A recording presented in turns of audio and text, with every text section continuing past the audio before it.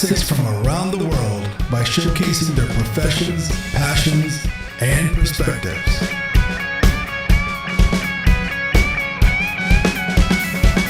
I'm your host, Mandheer Singh, aka the Nihung.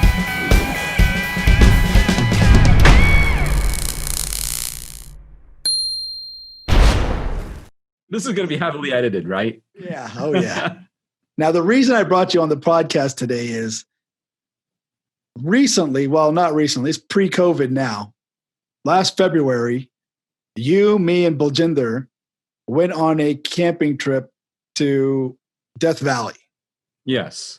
That was actually my first time doing a trip like that. And probably the last. Probably.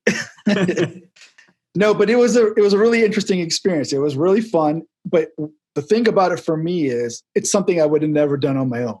I was able to do it because you guys made it easy for me to just kind of plug in and do it with you rather than me trying to figure everything out. And that made me start thinking. I mean, it was a lot of fun. It wasn't exactly what I was expecting, but it was more fun than I thought too. So that made me think about how you got your experience doing these kinds of trips. What have you done previously? When did you get started?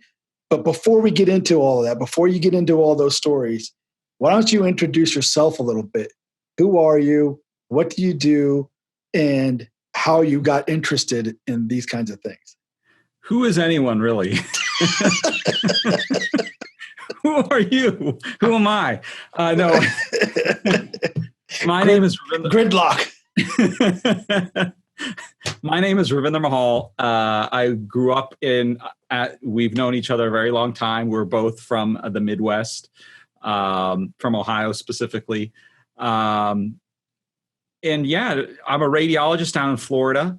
I've been a radiologist, been down here since 2006, but obviously we go back a pretty long time. Yeah, actually, our parents met in 1976. Yes. That is a really long time. Very auspicious time.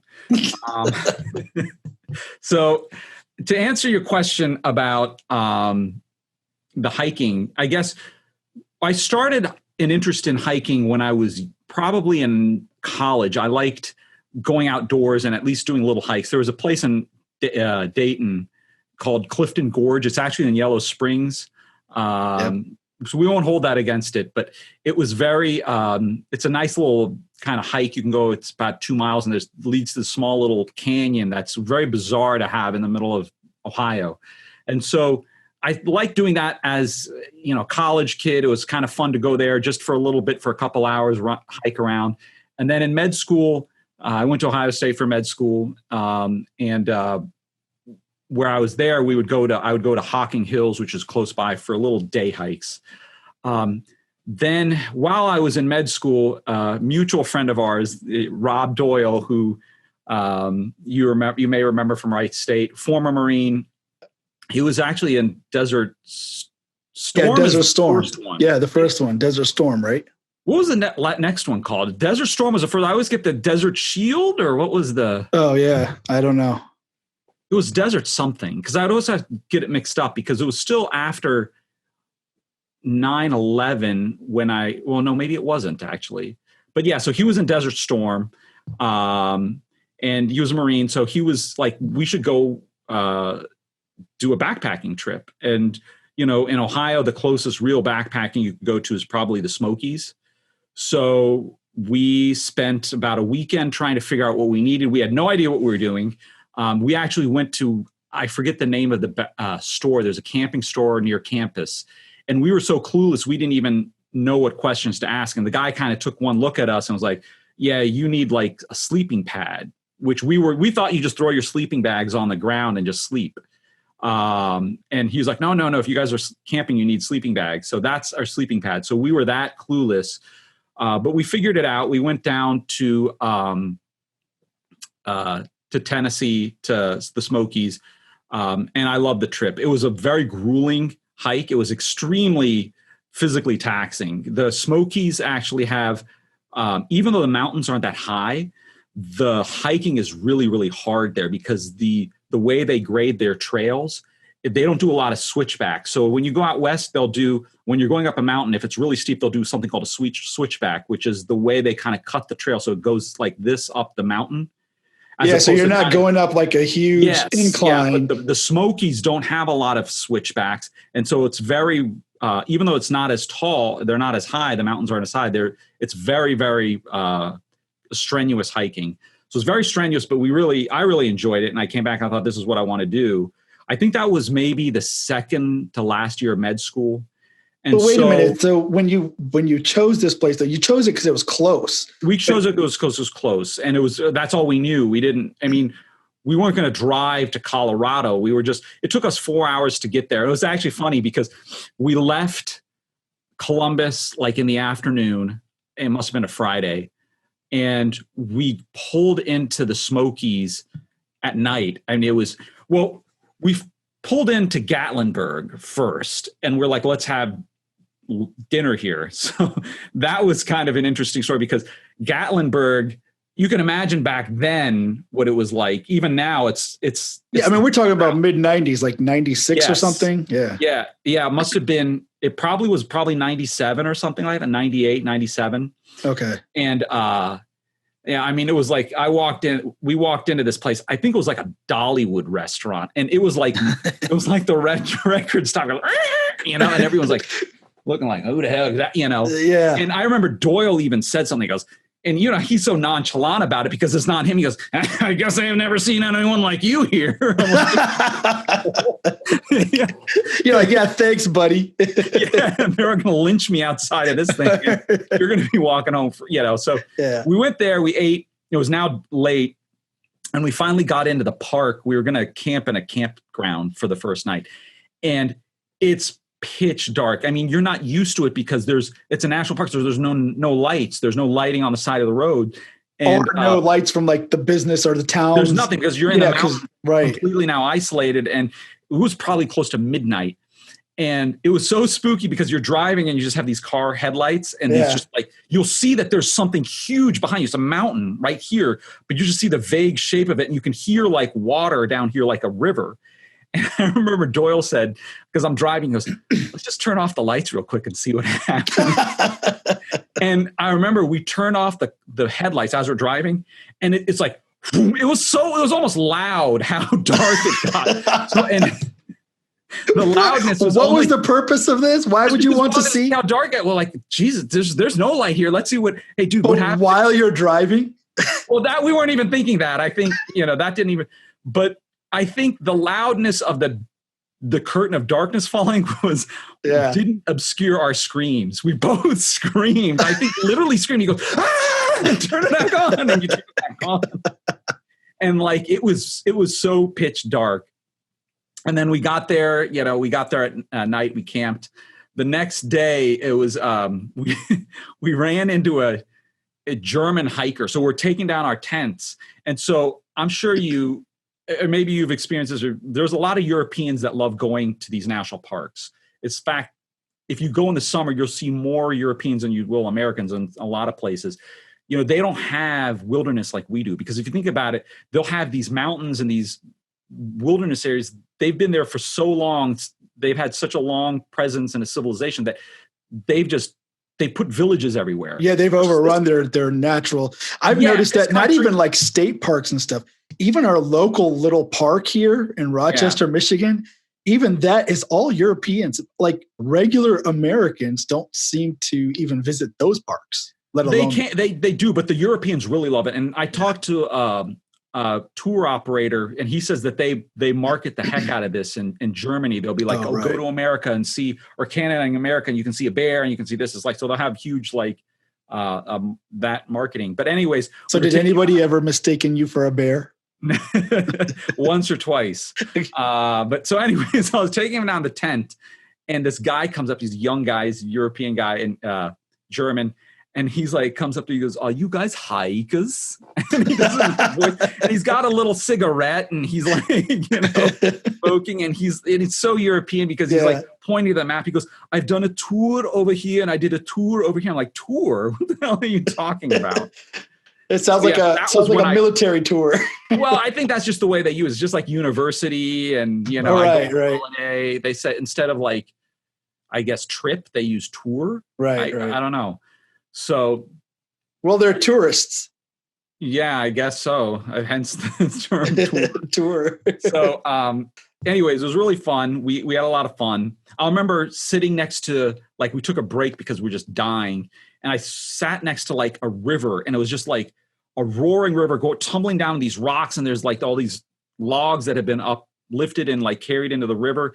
I'm thinking, this is just amazing. This is like out of like a Marlboro Man commercial or something, you know? Right. I don't know if we can talk about Marlboro Man, you know, but not that I condone smoke. Yeah, this is not an advertisement for smoking or cigarettes. It can be seriously injurious to your health. No, but I know what you're saying. It seems like fiction.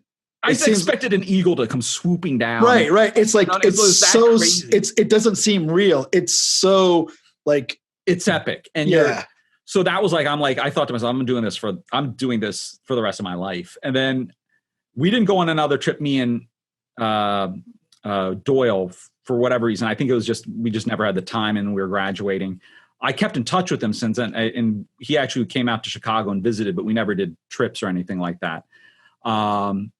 And then when I was in, the next year, I was an intern in Chicago, and one of the co-interns in my class is a guy named Richard Jenkins. Yeah. And he really was into this stuff too. And so I said, hey, look, why don't we start doing some of these trips? But when you say, okay, so after Doyle, did you go on any by yourself? Did you do any trips? Yeah, I did. So actually, I did go on one by myself. I went when I was an intern. So that was med school. Then I moved to Chicago, started an internship and residency at University of Chicago. So I then, at that first year, I want to say in September of 2000, I went to the Adirondacks, which is a mountain range in upstate New York. And I did that by myself. I didn't have any, Jenkins and I hadn't fully connected yet on these trips. Yeah. And I think our vacation wouldn't have matched up anyway. So I said, I'll just go by myself. And and that was supposed to be like 2 or 3 days. I think I ended up doing 2 days and 1 night, because when you're out there by yourself, especially, I didn't have a lot of experience at that point. It gets really weird being out I'm not used to, it takes a certain level of like comfort to be able to do something solo like that. And what do you mean by weird? Like, is it like your mind starts to play tricks on you? Your mind starts to play trick because you're by yourself, and you're by yourself in the middle. It took me, I think I hiked in. That was the same situation too, because I ended up driving to their Adirondacks. I think I got there at night, but I was going to stay in a hotel the first night. Yeah. And so I'm driving around. It's like near Lake Placid, but there's no cars or there's no lights. And I think I flipped off the lights there too, just to see again. And I was like, Jesus, it's still scary. So I flipped them back on. But the next day, I think I hiked in 7 miles or something. So I'm in the middle of nowhere. And then, I got to camp early. And I didn't take a book or anything. And so you're sitting there, you make your tent, and you get some water, and you start making your food, and you're just sitting there like, what do I do now? Now, if I've done a solo, not backpacking trips, but solo like camping trips, and I know what to do. I took like a book, I took some stuff on Kindle so I wasn't bored. And you use that time, you're not as wigged out like I was the first time. But that time I remember in the middle of the night, and this is real, this wasn't my mind playing tricks. I was in my tent, and I saw flashlights on my tent. And mind you, I'm 7 miles away from anyone. I haven't seen anyone for the whatever. And I saw flashlights, and I got scared to death. I mean, actually, when you think about it, when you're in the middle of the woods somewhere away from civilization, another human being coming up on you is kind of a scary thing, because you have no idea who they are or what they may, you don't know what's going on. And to see flashlights out when you expect none. Yes. Can be kind of weird. That implies also that perhaps they're trying to sneak up on you. Right.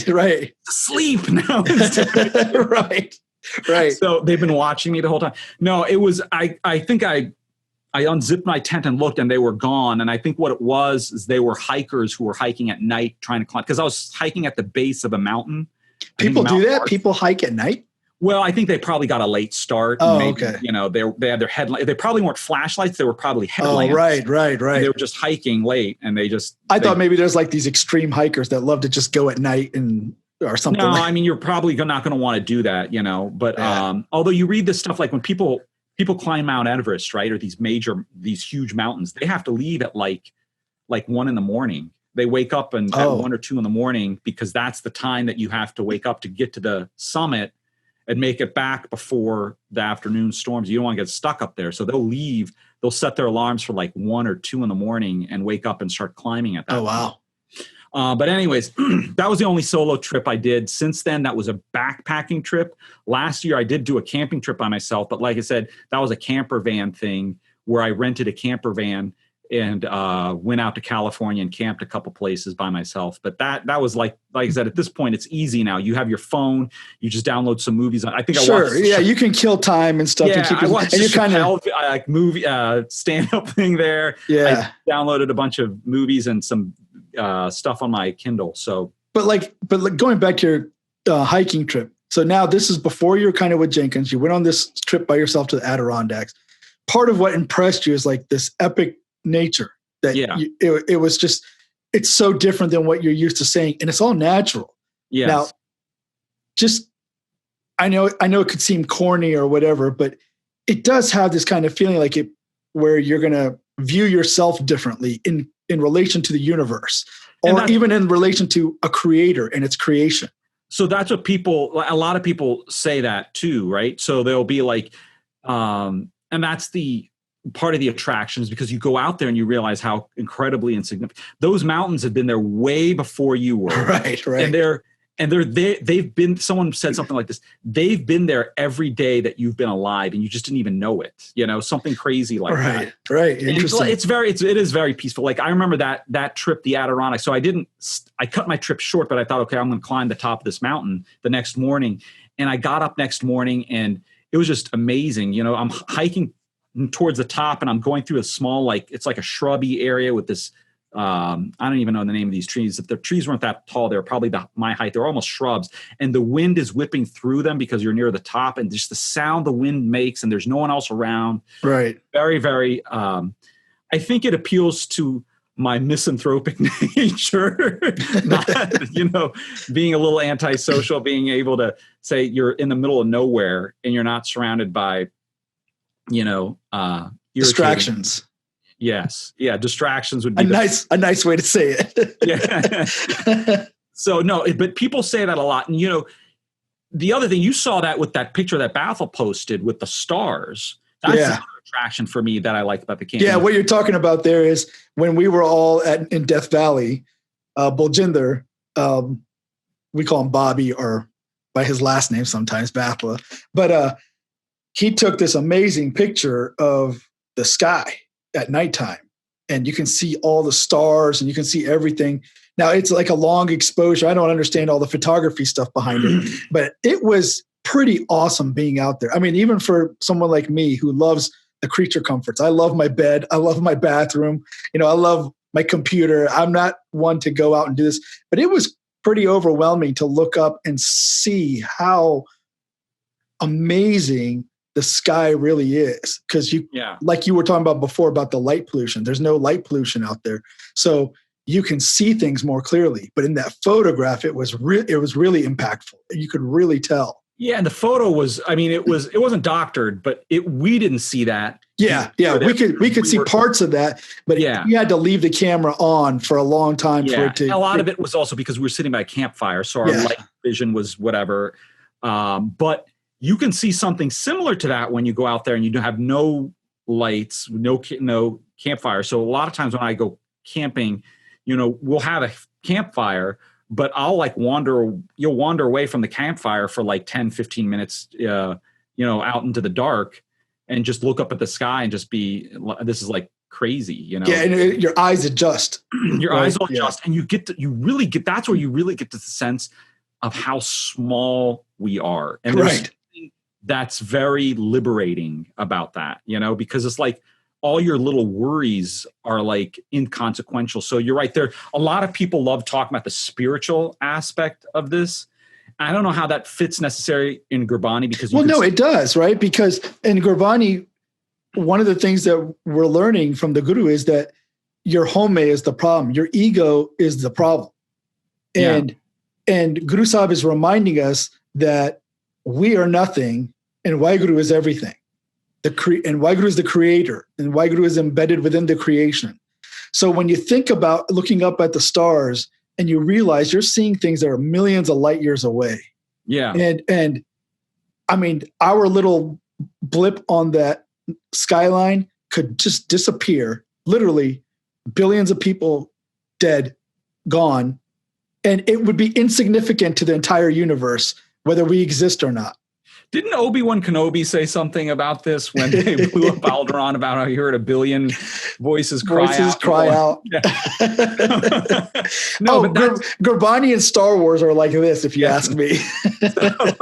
So anywho, that's definitely true. And those stars could be gone by now. Those are dead stars. Some of those don't even exist anymore. We're getting light from actually like millions of years in the past that's coming to us. Yeah, it's I think it was Neil deGrasse Tyson that says that if one of those planets had alien life on it and they were looking at us at the same time, they wouldn't see us. They would be seeing like the dinosaurs from 50 million years ago or whatever. Yeah. You know, because that's how long it's taking for the light to travel to them to see what's going on. So it's like watching a movie of the past. Yeah. They see the Flintstones. Yeah. Little guys going down a Brontosaurus. No. So yeah, that definitely happens. And you definitely get that sense of grandeur when you're out there. And so I'm assuming that this experience helped you kind of reset yourself and plug back into your life when you come back. Like you almost need this kind of disconnect, and it helps you relax or de-stress or whatever it is.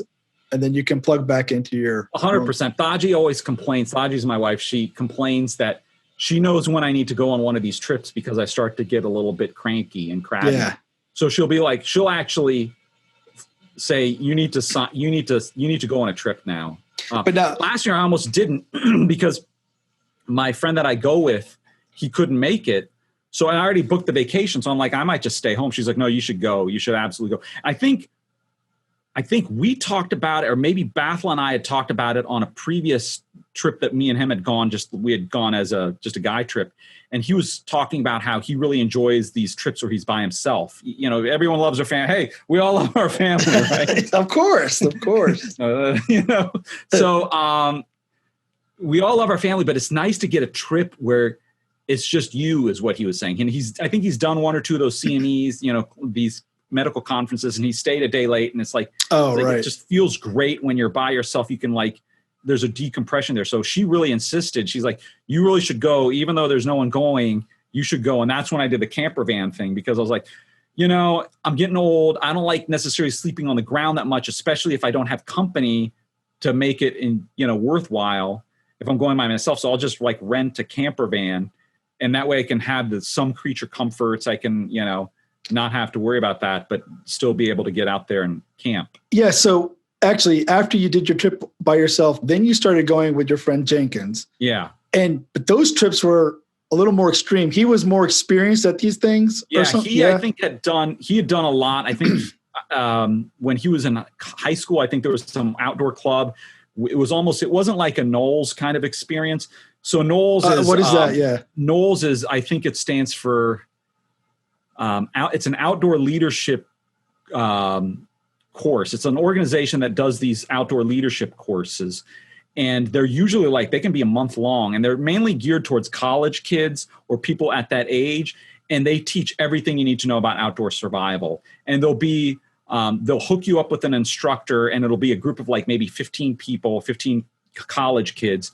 And they'll go out for 2 weeks, I think, at the minimum, but usually a month. And it'll be extremely intense. You're out in the middle of the nowhere, and they'll teach you everything. They'll teach you how to route find by yourself without a map and compass. I think a lot of these also will have a kind of like a testing period where they'll send you out within that month say, okay, you're going now by yourself for like 2 nights, and you got to be out, you got to find your way, come back, whatever, to grow. And a lot of these alumni end up becoming like these guides. Like, so if you go to like a national, you want to do a rafting trip or something, usually those people have come through the Knowles system. So I don't think he did Knowles, but he'd done stuff where he was out for 2 weeks with a high school instructor who was really into this. And so he didn't, there wasn't a lot that was extra that he knew that compared to what it's just that he had a tolerance for pain and the difficulties of hiking and being away. Like, we would go out for a week and you might not see another person for a week, Wow, that's crazy. So we would go someplace and you're not showering for a week, so like there's those creature comforts. You were already quite familiar with that. I was like, just a week. I'll be cleaner than I've been all year. So now when you're going out with Jenkins a week at a time, what kind of preparation are you having to do? And what kind of stuff do you take with you? Because I can't imagine walking around with a bunch of equipment and all this kind of stuff and being able to. So it's really the food that is the heavy part, because everything else is already, you've already factored in, right? You're not going to take 3 sleeping bags. You're going to take 1 sleeping bag, whether you're out for a week or whether you're out for 2 days. It's just the amount of food you have to bring is a lot. And you have to plan your food because you don't want to run out of food. You're not going to die, but part of when you're hiking and you're expending that many calories, you really need to eat a lot. Right. In fact, there's actually trips where people have done hiking trips as a form of weight loss. There's companies that will advertise weight loss hikes. Oh, wow. Where because you're burning, let's say 10,000 calories, you're going to lose weight. Yeah, you're in a calorie deficit. Exactly. Daily, every day. You can't catch up. And so you're eating high calorie stuff and you still can't catch up. You're eating trail mix, which is extremely calorically dense. And in fact, every time I would come back from these trips early on in my marriage, Thaji would notice. She'd be like, you come back so skinny. I'd go away and I'd come back down 2 pant sizes in a week. Wow. She'd be like, you come back so skinny. That hasn't happened lately because I get older. Now you have a camper. Yeah. And well, not only that, I think your metabolism slows down, but you have to eat a lot. And so you go out on these trips and you look forward to the eating at a campsite. So you want to make sure you're bringing at least a lot of food. And so how much weight are you carrying?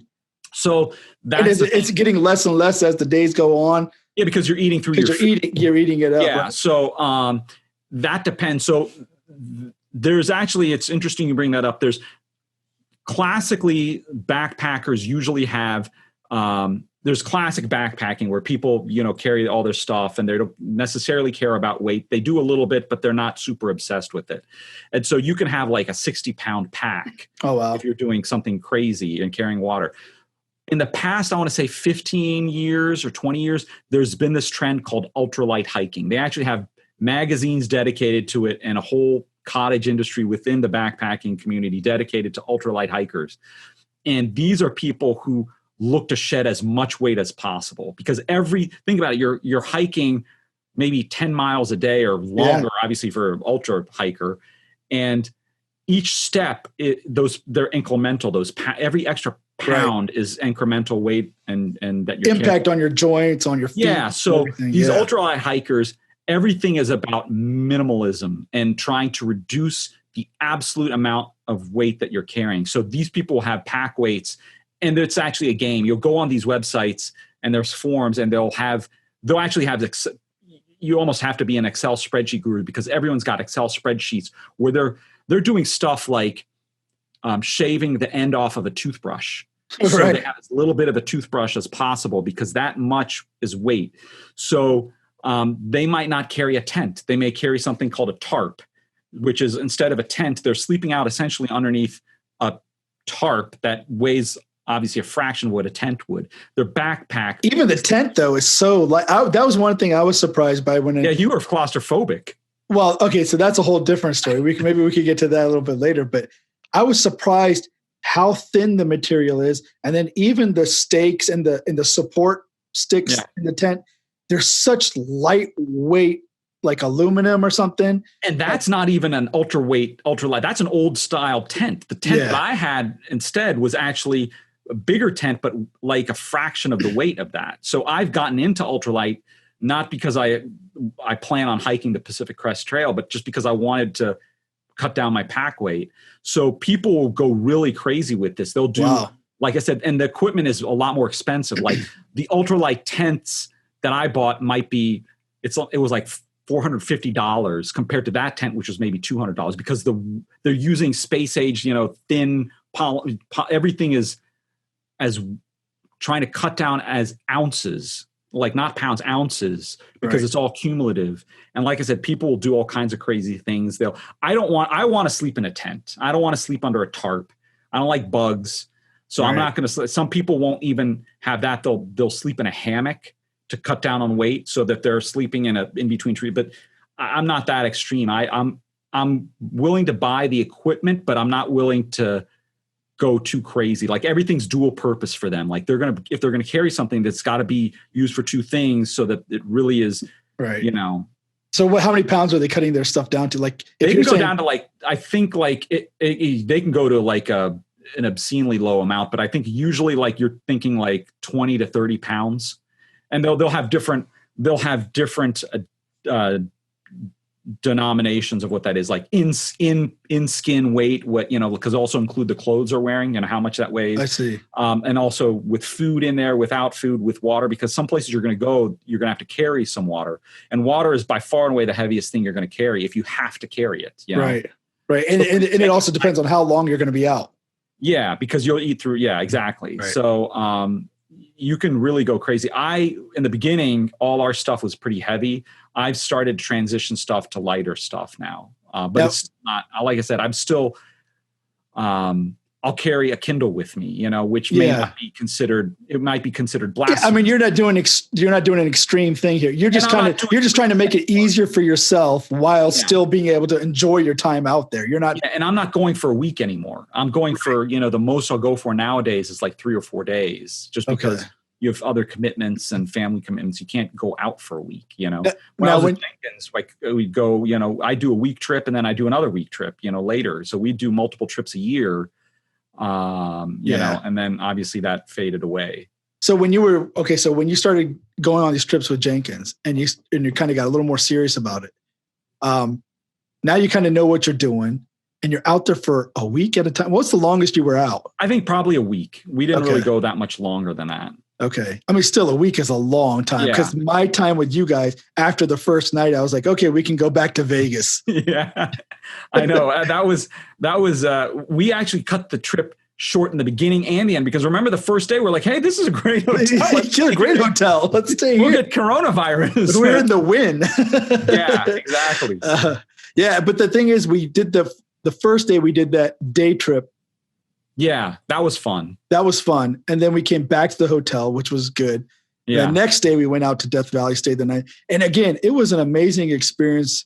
I really did enjoy it, but I can tell you that I'm not cut out for it. I don't know if I've just gotten too old for it now. I should have started earlier. Old. Yeah, I think it's because if you're old, it's hard on your. No one likes sleeping on the ground. I mean, those pads. Remember, we actually had to get a new pad for you. Yes, yeah. So we had to go to that shop, and I had bought a pad for you to use, and I guess it had gotten bad, and the balloon inside. We were trying to pump it up. Yes. It had kind of come off the thing, and it was like off to the side, so it wasn't filling up. So then we had to go into the shop, pick up a pad, put it down, and I did feel that like. Laying on the ground was tough. That wasn't a good one. Those weren't comfortable ones. You actually got a foam pad. Yeah, those little foam ones. But I had those are what the ultralight hikers like too, right? Yeah. Because they don't weigh much. And they actually have a pretty good insulation. They actually rate these things. They have an R value for how well they keep you warm off the ground. Because you have to remember the ground, when you're sleeping on the ground, even in the desert, at night, it's just going to suck the heat from your body. And so you want something that acts as an insulation. And those foam pads actually are extremely good insulation. I've actually done a winter camping trip, which was hell. And for those, you don't want a open cell pad. You want closed cell foam, because those things don't go bad and they actually have much higher typically insulation. Yeah, I was actually shocked how cold it got at night. That got really cold. Desert. We got cold there. Yeah. And it gets cold in the desert because it's, and we were there in February. So it was a very cold time of year. But but during the daytime, it's t-shirt weather. Yeah. But and that's what desert does. The desert flips from like extremes. The day it can be really hot or whatever. And then at night it'll go down to freezing. Yeah. So, it could, you get old, the ground doesn't suit you as well. Plus I think are more sensitive. Like you're very sensitive in general. Yeah. That's what I'm known to be, very sensitive. Yeah. But you get sensitive as you're older to like dehydration and that. For sure. I felt that, but the biggest thing for me though, at nighttime was, okay, so the sleeping bag you gave me, which was a really warm sleeping bag. Yeah. But it was very tight. Like it was literally like shoulder to shoulder. It was a mummy bag. Yeah. And I was doing it like a mummy. I had to put my arms in like this. And I am a little bit claustrophobic. Yeah. So I would finally fall asleep all bundled up. And then all of a sudden I would feel like, oh my God, I got to move my arms. But even my sleeping bag, as tight as it was, the tent wasn't much wider. So even if I got out of the sleeping bag, I'm up against the tent. So I would actually sit up, try to move my arms the lengthwise of the tent, stretch them out, and then I would still not feel very good about it. So I'd open my tent in the middle of the night, stick my head out. Yeah. Yeah. And then I would get freezing cold. I would try to breathe the air, and I would look around. I would see if you're awake, or I'd try to see if Baljinder's awake. It'd be like, hey, guys, you guys would be sleeping. So that I was like, all right. I'd close my thing back up, try to go back to sleep. But so it was really your neuroses it is all in your head. But I would get that feeling because I was so tied up like this. I would feel like I have to get up, and it would disturb my sleep. And then at some point late at night, I got up and I opened my tent, and the moon was directly like above us, and it was so bright, and you could literally see everything. I was so surprised at how much it was like lit up with this blue light, the whole desert. And I was like, okay, I'm just going to go to the bathroom real quick while I can still see. So I got out of the tent. I checked my boots for scorpions, did all that kind of stuff, put my boots on and walked off, went to the bathroom, came back. And that was actually my favorite part, kind of walking around at night and being able to see everything. That part I usually have the most kind of enjoyment out of. But yeah, that moon was bright. I remember it woke me up in the middle of the night. And it was so bright through the tent. And it was I actually thought someone was shining a flashlight in the tent. Yeah, yeah. No, it was that bright. I thought you had taken your headlamp and were flashing it into my tent. And I like, what the hell are you doing? I think I even said something. And then I opened it, I'm like, oh crap, it's the moon, Yeah. Because I usually, just by dumb luck, I don't think I've ever camped with a full moon. Usually we end up just camping during new moons or something like that, just the timing of it or whatever. Just luck, but that was really bright. Yeah. That was really cool. That was actually my favorite part of all that. But then I was pretty happy to get back in town the next day and sleep in a proper bed, have a shower. Even if it was Treasure Island. Oh, yeah. Kind of the dumpiest of dumpy hotels. Yeah, for sure. But but what was cool was actually the day we went back was my birthday. Yeah. Right. And then we were trying to figure out eating dinner. And then we ended up Giordano's. Yeah. Yeah. In Vegas. And we drove around. That was such a cluster because we drove around. We didn't go there. And then we decided, let's go back and let's take a cab there. And it was just such a mess. And I was like dying hungry. Yes. But it was a really fun trip. Overall, that was a really fun trip. And I'm glad I got the experience of camping. And I actually feel confident now that if I wanted to do it kind of my own way, I could. I don't have to go so extreme. I don't have to go to Death Valley. No. But the thing is that what I like about the desert is the relative lack of bugs. So just being in the Midwest and there was no bugs. Yeah. You go like, if you're in Michigan or Ohio, it's just going to be full of mosquitoes. You have to go at at the shoulder seasons, which is usually when we hike. When I go camping or backpacking, is I usually, because of the fact that I like to see less people. So I'm tolerant of the cold. Yeah. And I will go to a place that's colder, and I'll go in March or I'll go in October because there's less crowds. People don't want to deal with the cold, and you have more solitude that way. Right. And obviously less bugs, like we're going to Colorado in a couple weeks. And if you go to Colorado in the summer, to camp, you can run into tons of mosquitoes. Wait, when you say you're taking your whole family? No, it's me and Jenkins. So you and Jenkins. Back with Jenkins. We're going back. So we're going there, and it's September is a good time of year. I usually will even go late in October if we go to the desert like Utah. So Utah, we've done a lot of trips in Utah just because I'm afraid of grizzly bears. And so I don't want to go to a place that has grizzly bears and even a lot of black bears. So I will pick the desert in Utah where there's still bears, but they're a lot less dense than if I were to go in Colorado. Like Colorado, we're going, and we have to have bear canisters. What's a bear canister? So, the idea is that you go to so bears don't want to mess with humans. They're naturally afraid of humans for the most part, except if they get habitualized to the food.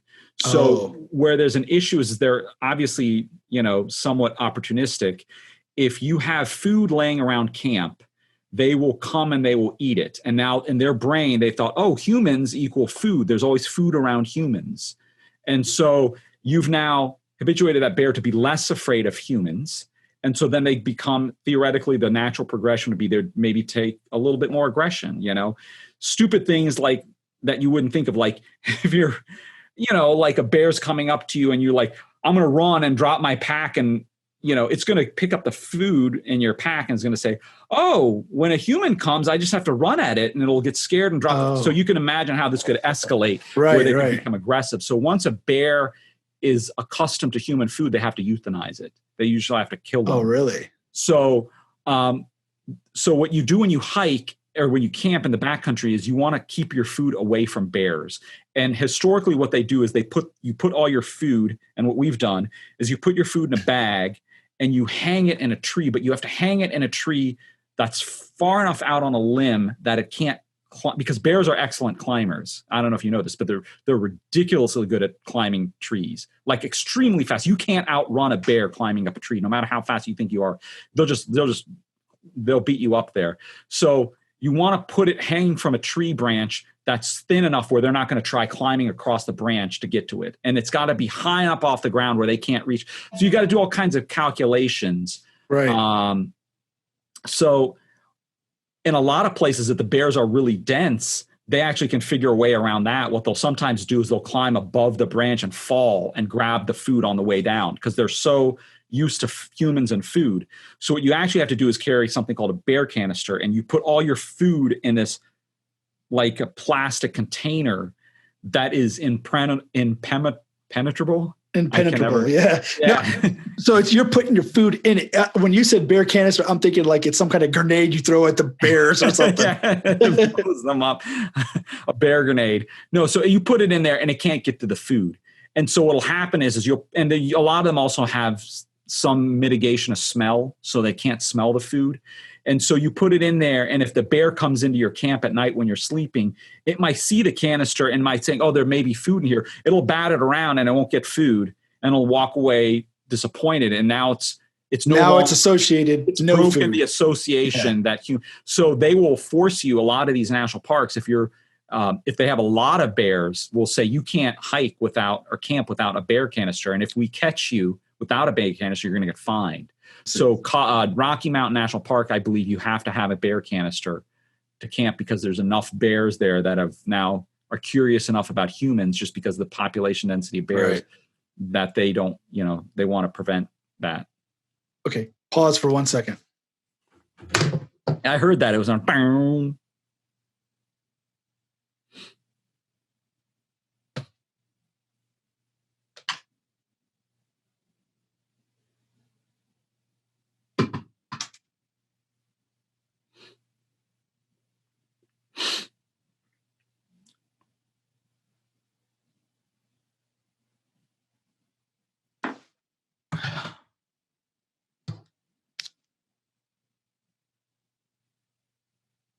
Okay, kind of got dark, so I had to get another light on. It got a little dark in here. We started talking about. You mentioned before, hang on. I don't mean to be rude, but I got a little bubbly. Did you get me one too? It's mango. Mango. Yeah, mango bubbly. I wish they were a sponsor. Brought to you by Bubbly. Do not drink bubbly while podcasting. Yeah. So no, you told a story though about when you were camping. Was it with Jenkins? And you guys would also partly like use canoes and stuff while you're out there? Yeah. So we would, there's other things you can do where instead of just hiking, you can canoe camp. Or kayak camp. In this case, we've done kayak camping. We've done canoe camping. So you're carrying your kayak with you? I don't understand. You're paddling your kayak. No, I know, but then like, I'm not. I don't have a kayak, so we would. So the trips, the first trip that we did, we've done a bunch, but one of the best trips is actually you go out to Utah, and Canyonland National Park is a huge national park in southeast Utah. It's a very remote park. It's massive. It's one of the largest roadless areas in the lower 48. In fact, I think it may be, there's parts in Canyonlands, I think you're the furthest away from a paved road. It's extremely large, extremely remote. And through Canyonlands run two rivers, the Colorado River, which ends up, the Colorado, which is forms the Grand Canyon. But then there's also the Green River.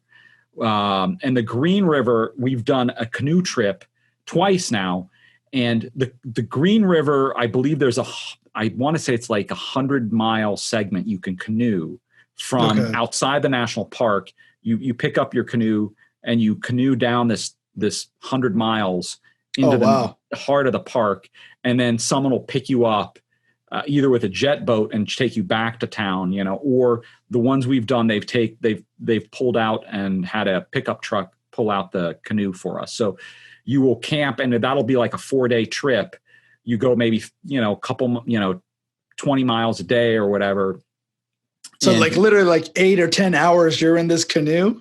Yeah. And you're floating though, remember, because so you're not really working that hard. It's not like you're paddling upstream. Oh, I see. You're just kind of riding it along. Yeah. I mean, you will do a little paddling, but, and you just steer it and kind of thing. Yeah, you're camping on beaches in the middle of nowhere, and those have been some great trips, because on top of that, because you're carrying everything in canoe, you can actually go crazy with the food and your creature comforts, right? Right. You might be able to take a thicker sleeping pad because it's not you don't care about the weight.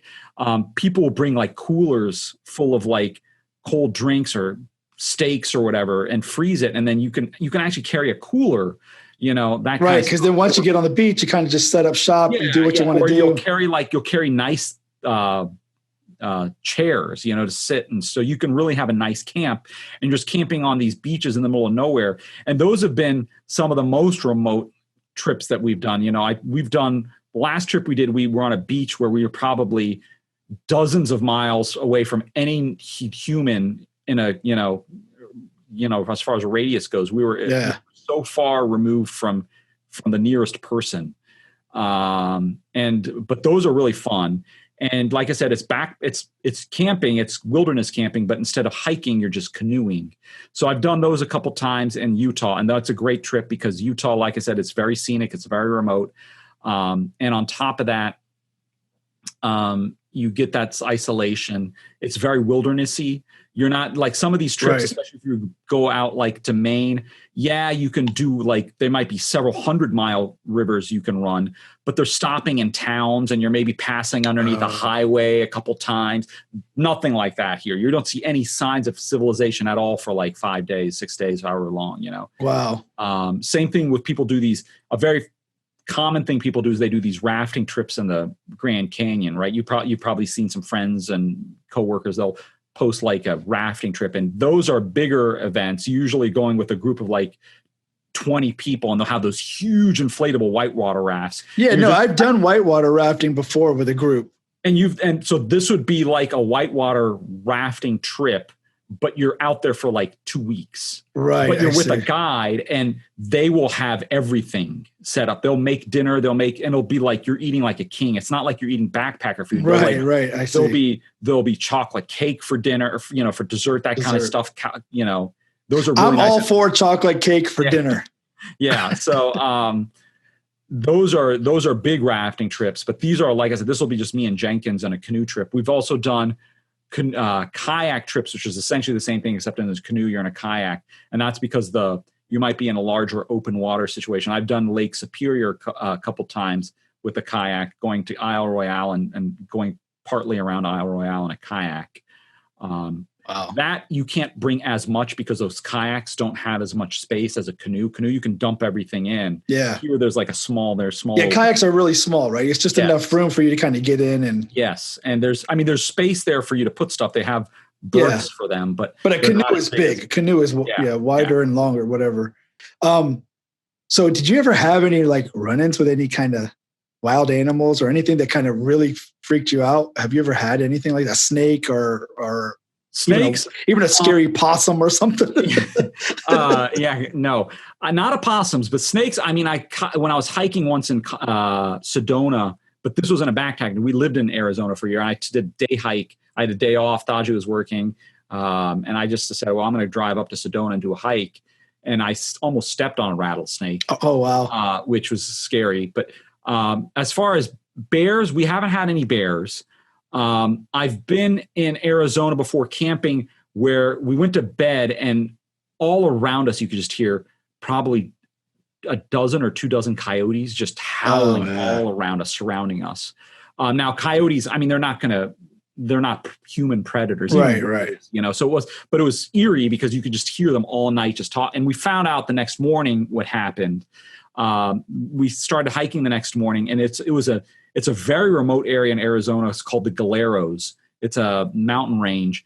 In fact, it's so remote. I remember when we went to REI in Phoenix to get equipment, their guy was like, "So where are you guys going?" And I said, "The Galeros." He's like, "I've never heard of it." Oh, really? It's extremely remote. Like, it took an hour. You go in the middle of nowhere, and then you go on a dirt road for over an hour before you get to the place. It was like so incredibly remote. But anyways, there was actually ranching there, and a cow had fallen and died near the trail, and these coyotes had just obviously tore it apart, so we could hear it the next.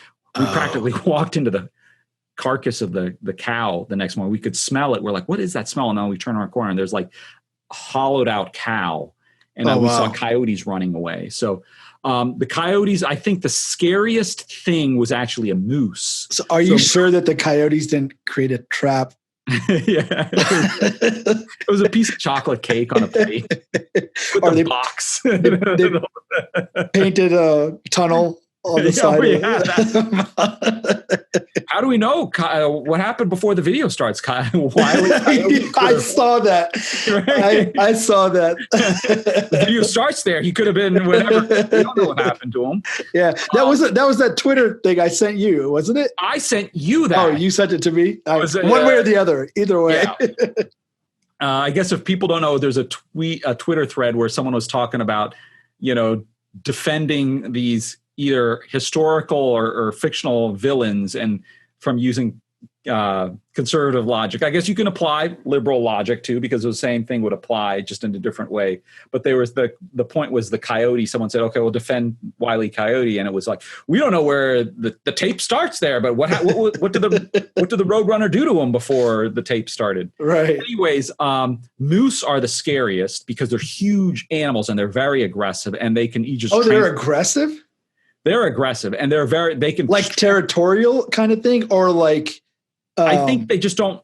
I don't know if they're not they don't have territories they're defending like a predator does, but if you're in their space, they don't like it, and they will attack. And I think they kill probably. And I may be just pulling this out of my bug.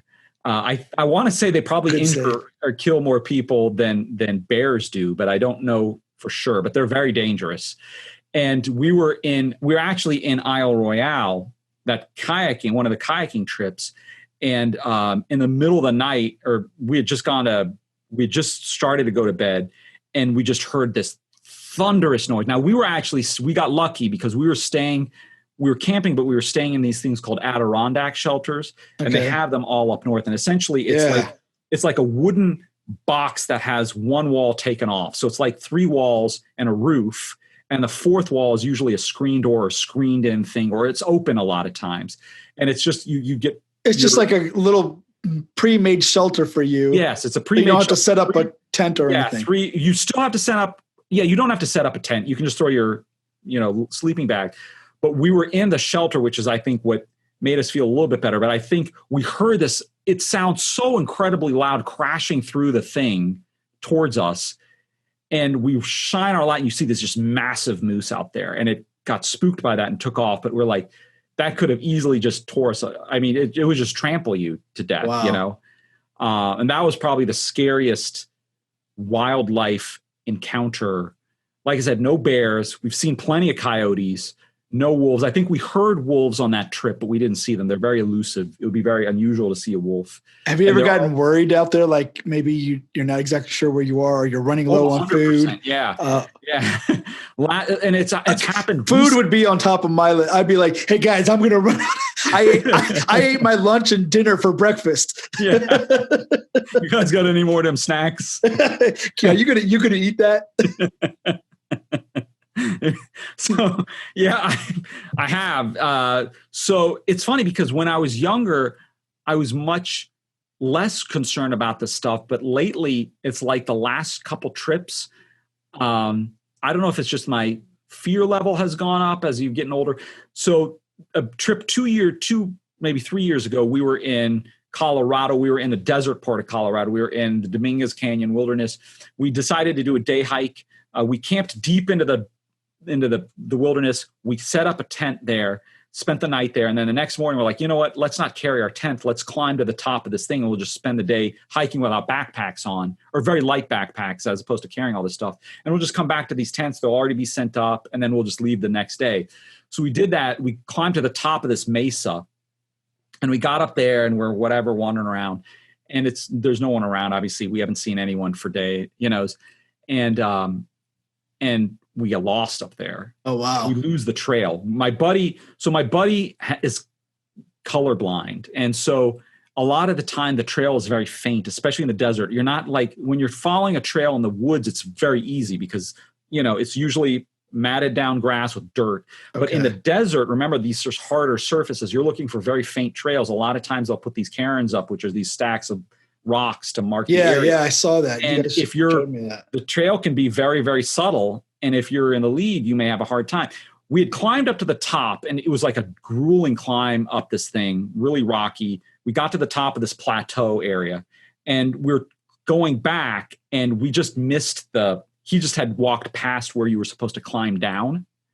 And so we just started walking past, and we started walking in an unknown, and we didn't know where we were at that point. It wasn't like we knew that. You don't know when you lose the trail up there. You just know that you're following the trail, and then it'll be like 15 minutes. Like, I don't think we're on a trail.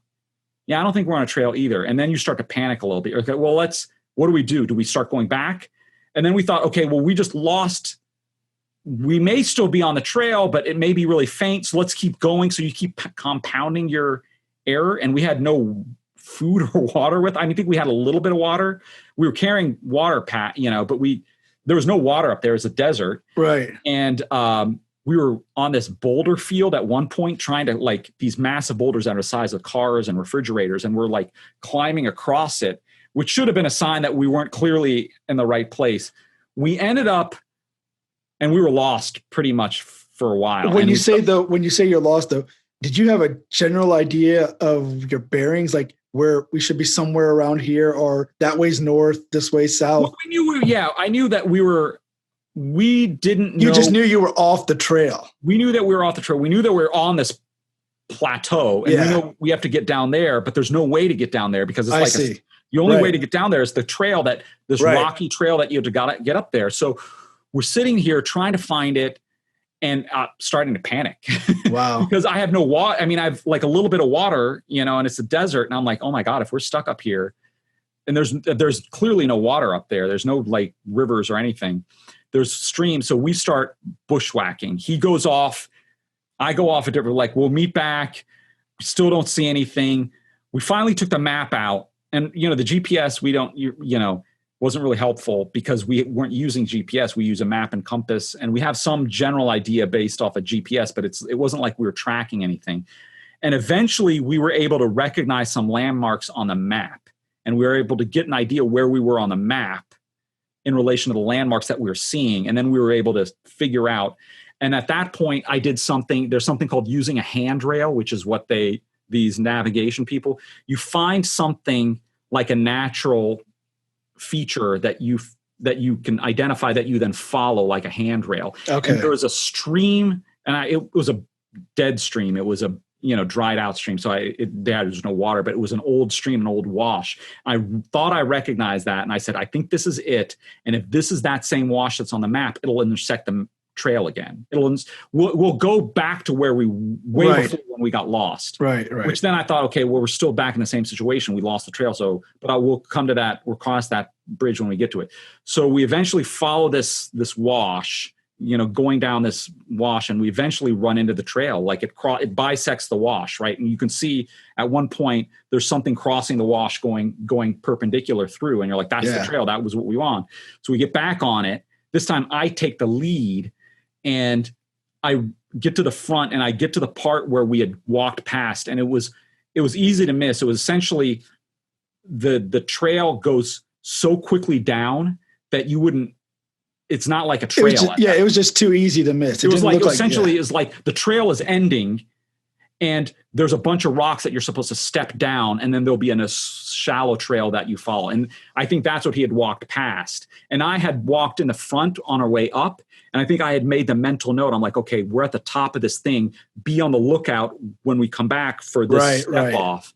And because he had led, he was now in the front, and then he had missed it, and I just was following him because you're kind of on autopilot. Right. And so that part panicked me. It's been an hour. We've already done like an hour. And yes. I know you have another meeting you got to get to soon. So you got to take care of that. But I really appreciate you coming on and being on the podcast. It's actually fascinating. I feel like there's so much more to talk about. And there's so many other things that we could talk about that would be so interesting, but we'll have to save that for another time. Yeah. Okay. Well, it was a lot of fun. And, is this part where I plug something? I don't have anything. All right. Well, thanks for coming on. Okay. All right, bye.